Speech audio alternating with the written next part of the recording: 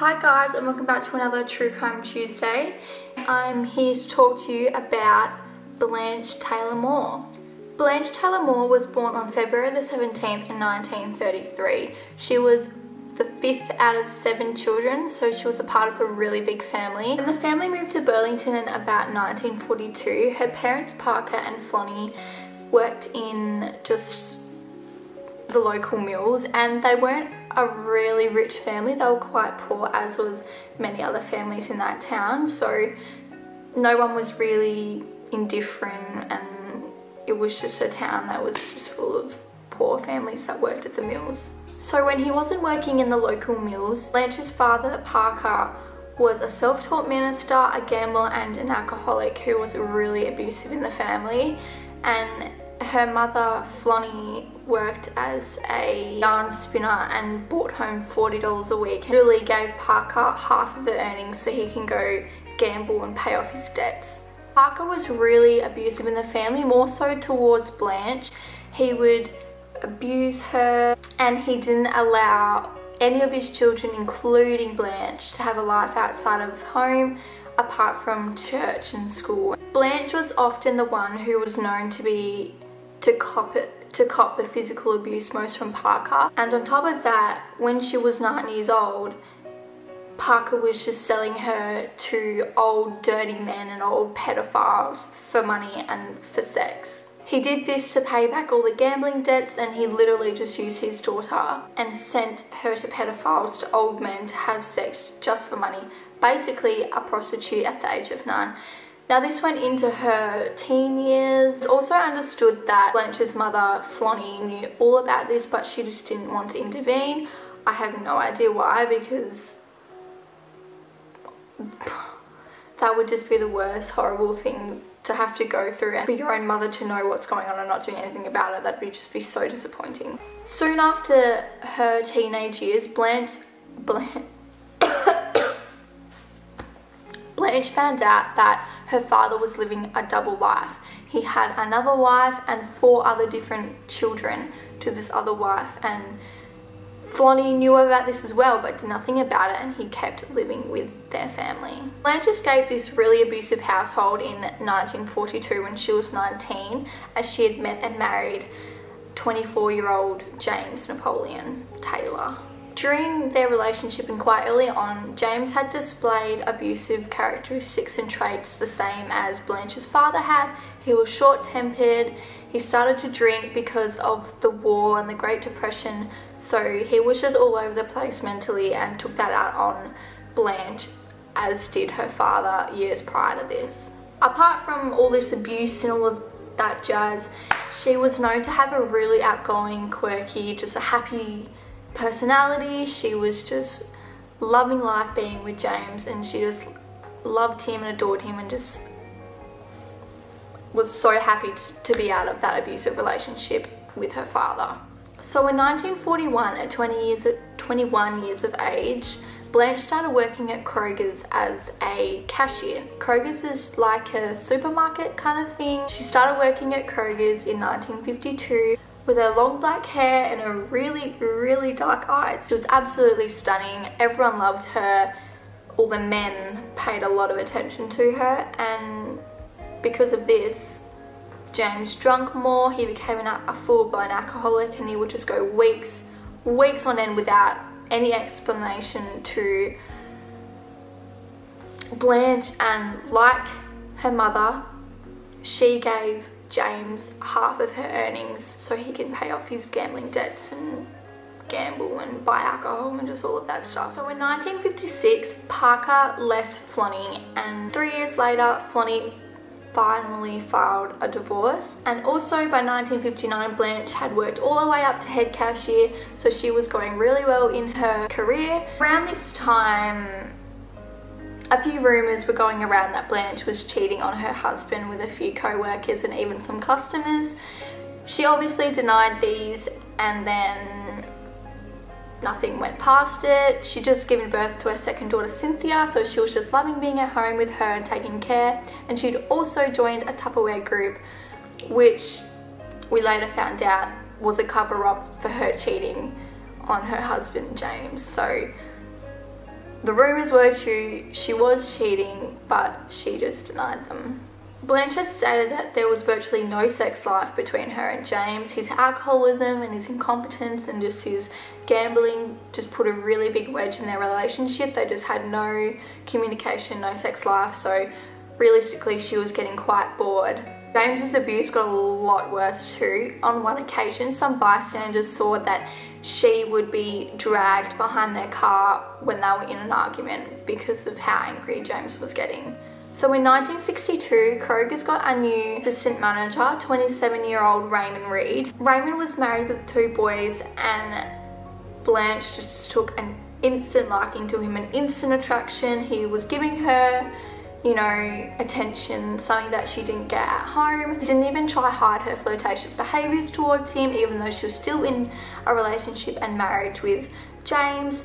She didn't try to hide it in front of any of the customers or co-workers, which kind of gave her a little bit of a reputation. Eventually, after 3 years of persistence and dedication, Raymond finally fell in love with Blanche, and those two just had an intense affair for 5 years. In September 1966, Blanche just randomly decided that she wanted to reconcile her relationship with her father, and he was at age 62 with his second wife and 4 kids still. Blanche had reconciled with her father at a really good time, as he was really ill, and she just became his nurse, and he was virtually bedridden, so she would give him food, home-cooked meals, and would just be his 24/7 nurse. He was so delirious, and he was suffering with excruciating pain. He was vomiting, diarrhea,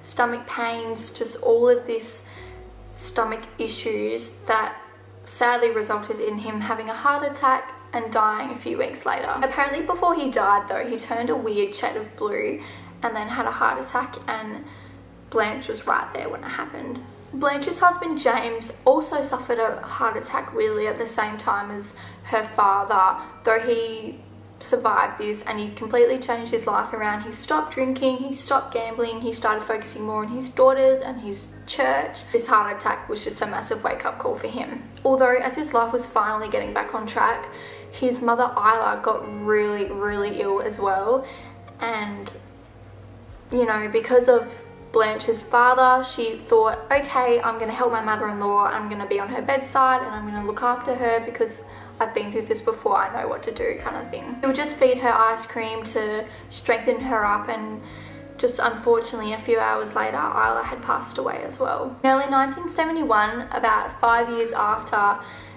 Raymond and Blanche had started their affair, he just got sick of it, he couldn't handle it anymore, he needed to divorce his wife, and he just needed to be with Blanche, solely just him.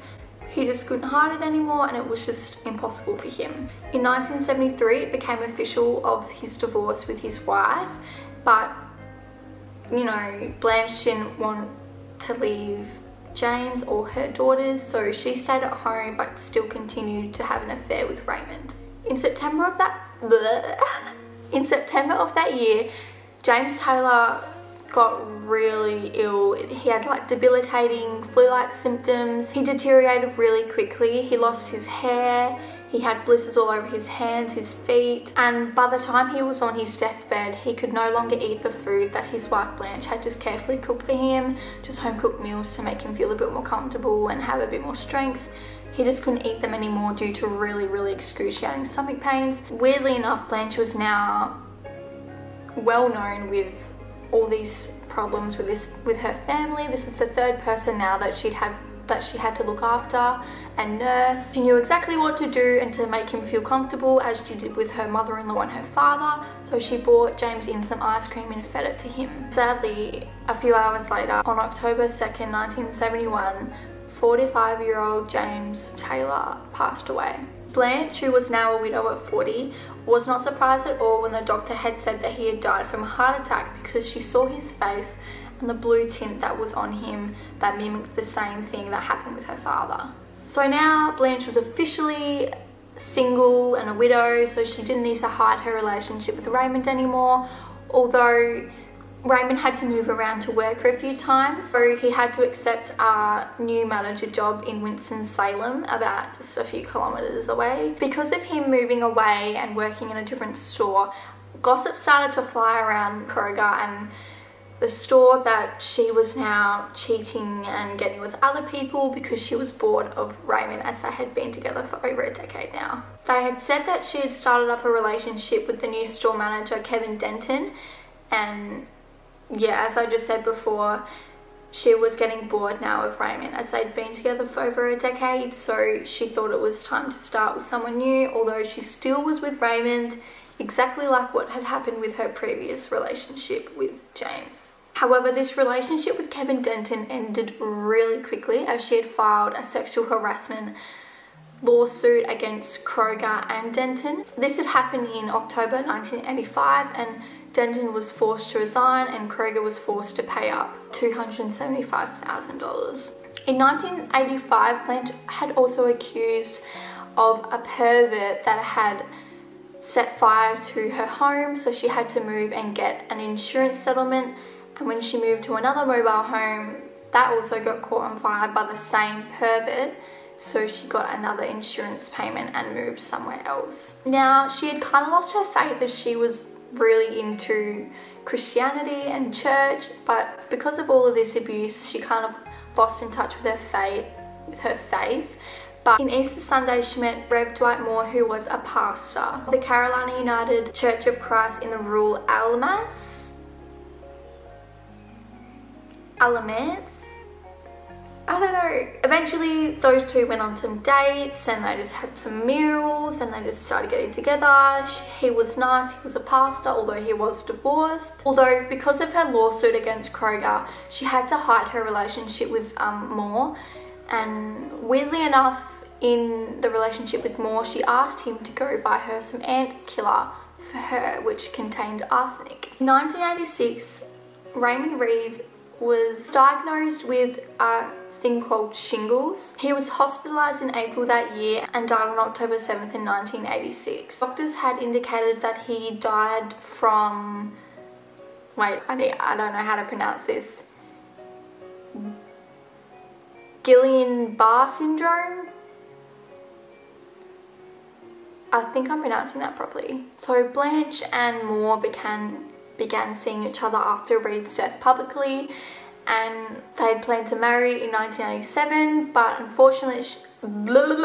unfortunately she had been diagnosed with breast cancer. They had decided to push back the wedding until November 1988, but Moore developed this mysterious intestinal problem that needed 2 surgeries to correct. So then on April 1989, the next year, they finally got married and had their honeymoon in New Jersey. But a few days in, Blanche became seriously ill, as he had just eaten some fast food chicken, so he had to go to hospital straight away, as he was just having severe stomach pains, thinking it was food poisoning. After several days of extreme nausea and vomiting, Moore was admitted to Alamance County Hospital on April the 28th. For the next 2 days, he was transferred between Alamance County and the North Carolina Baptist Hospital in Winston-Salem. Moore was then admitted to the North Carolina Baptist Hospital in Chapel Hill. Despite hospitalization, his condition deteriorated really quickly and he was facing multiple organ failure and death. Because of this, they were trying to hypothesize and figure out what the hell was going wrong with him and why his organs were failing. Blanche had told the doctors that he had been working with some herbicide in their backyard once they'd gotten back from their honeymoon, so they decided to check that out. A few doctors in the hospital wanted to perform a toxicology report on him to check if he had herbicide poisoning. The results came back on March 13th, showing that Moore had at least 20 times the lethal amount of arsenic in his system. That was the most arsenic that had been found in a living patient at that time. He actually survived and overcome this, although he never gained feeling back in his hands and his feet. The North Carolina State Bureau of Investigation, which is SBI for short, and the other police were obviously notified due to the high toxicology reports that came back about the arsenic that was in his body. Now, so they questioned him about this, and Moore had told the police that Blanche's ex-husband had died from the Guillain-Barré syndrome, which often mimicked the same symptoms as arsenic poisoning. Investigators had also found out that Blanche had tried to change Moore's pension to make her the most primary beneficiary, so she would get any money if he died. So in light of these revelations and the weird similarities between the deaths of her father and her ex-husband, and now Moore and Raymond Reed, investigators ordered for them to dig out the body of Parker, Raymond and James to see if they had the same arsenic poisoning levels in their body when they passed away. Subsequent autopsies found that there were really high levels of arsenic in all three bodies. The levels found in Reed and Taylor's body showed that they had actually been killed by arsenic poisoning, so they had to change their death certificate. During interviews, Blanche had stated that Moore and Reed had been feeling depressed and had probably taken the arsenic by themselves, but police thought this was pretty improbable and didn't take that into any sort of account, because they knew that she was the person who had been poisoning her father, all of her relationships, and now seemingly police officers were thinking that she had poisoned her mother-in-law, Isla. And additionally, it was seen that Blanche was still sleeping with Reed at the same time that she was with Moore, which further sparked up the further questions that she had been involved in Reed's weird death. Blanche also had Moore's hair cut due to trying to not let the SBI get any hair samples or samples of Moore, but they ended up just getting pubic samples anyway. So her trying to cover up this just made her seem 100 times more guilty. The reason why she was able to cut his hair as well was he was pretty much incapable of doing anything. He had so much arsenic in his system that he had just completely shut down. On July 18, 1989, Blanche was convicted and arrested for the first-degree murder of James, Taylor and Raymond Reed. She was also charged with assault of a deadly weapon for poisoning Moore. Prosecutors later dropped the charges for James and Moore as she was sentenced to death for Reed's murder. Although I don't see how that is fair, because she had literally killed so many people, yet she only gets away with one of the murders of having a life sentence. I know it doesn't really make sense to not do that, because she can't just live another life, like she can't live 4 lives for the sentences, but I don't know, it just seems better to have it on record. I mean, I don't know if they do, they probably do. I'm just presuming that if she only gets charged for the one murder, it doesn't really give justice to other people that had passed away from her, had been murdered really. So now I'm going to talk about the trial and what had taken place. So, the trial opened in Winston-Salem in October the 21st in 1990. Blanche had adamantly denied that she had never given Raymond any food when being in the hospital, though there was 53 witnesses that stated that she would always come in bearing food every single day and would feed him food, because she didn't want him to give him hospital food. She wanted him to be, you know, eating the things that he loved, that made him comfortable. This was all an excuse. She was seen as such a nice woman, as such a nice wife, to come in and give her husband food. Yet it was just the complete opposite. That was the way that she had poisoned him. She had poisoned him the first time and then just slowly increased the dosage of arsenic and just completely riddled him with it and murdered him. She was convicted in November the 14th, but in November the 17th, the jury had pushed for her to be on the death penalty on death row. On January 18th, 1991, the judge had agreed with the jury and had sentenced Blanche to death by lethal injection. She currently resides in the North Carolina Correction Institution for Women, and she is writing music and poetry and just, you know, having the time of her life. Due to health issues in prison, Blanche had to go through a whole heap of chemotherapy and radiation from her breast cancer, and because of the automatic appeals and process to try to get her out and to try to lessen her sentence, she had been able to avoid death and execution for 26 years. Right now, she's still alive in prison when she got the freaking death sentence. I hate how the justice system works sometimes. Like, people that do horrible, horrible things to people can just get away for 26 years of living just because there's just an active appeal that's in progress. Why would you want to let her out? Why do you want to let anyone out that has murdered someone?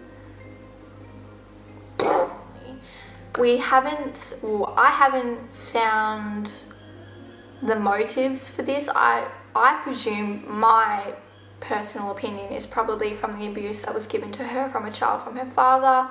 I think he was obviously the first victim of her murders, as he had died from a heart attack, but that was later proven to be just lethal levels of arsenic poisoning.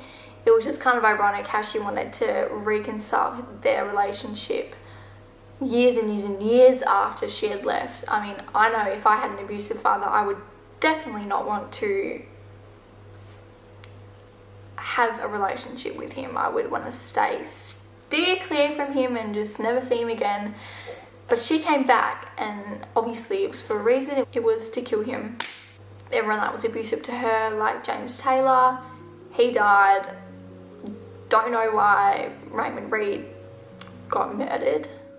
So that is the end of this episode of True Crime Tuesdays. I hope you enjoyed this, and it was just a really bizarre and whack case of just a woman poisoning her family. I hope to see you next Tuesday, and I hope you enjoyed this case. If you didn't, too bad. I just wasted probably half an hour of your life. Again, if you have any other cases that you want me to cover, just fling me a comment or a DM and we'll probably do it. So yeah, see you guys on my next True Crime Tuesday.